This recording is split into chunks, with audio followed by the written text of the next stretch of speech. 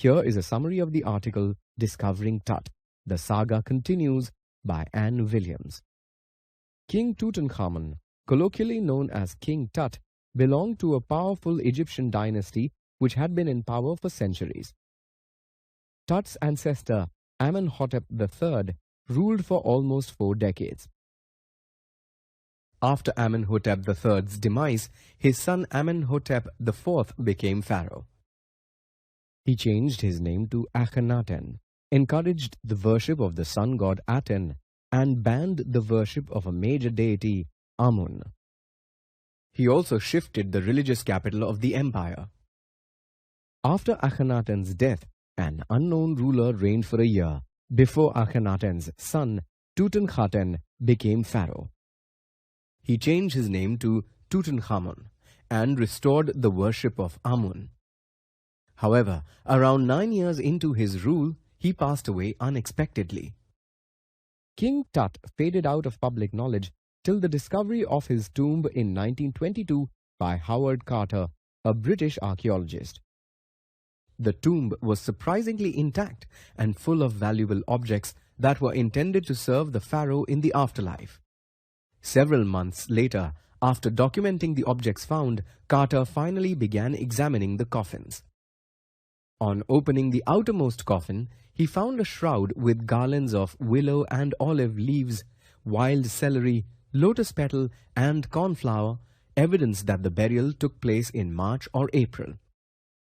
The innermost coffin, made of solid gold, contained the mummy of the dead pharaoh. Carter discovered that the mummy was stuck to the bottom of the coffin. He tried to loosen it by exposing it to the harsh Egyptian sun, hoping the heat would melt the resins. Eventually, Carter and his team decided to use chisels to cut away the mummy from the bottom of the coffin. To remove all valuables which adorned King Tut's mummy and to save them from being stolen, Carter's men had to hack off most of the major joints of the mummy. They even separated the mummy's head from its body. The remains were reassembled in a wooden box with padding to conceal the damage. Archaeology changed considerably through the years after Carter's discovery of the tomb. With rapid advance in technology, the focus shifted from finding treasures to analyzing intriguing aspects of life and death.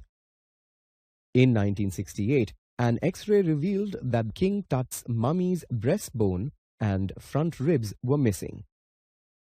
In 2005, the mummy was taken for a CT scan to determine how Tutankhamun died and at what age.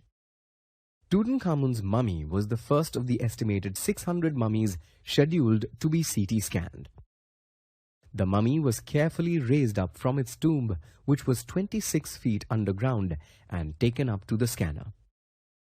But in 20 minutes, the scanner unexpectedly stopped due to the sand in the cooling fans. The scan continued after substitute fans were provided. Once Tut's mummy was scanned, specialists in radiology, forensics, and anatomy began analyzing the scans. Surprisingly clear images of King Tut's body could be generated from the scans.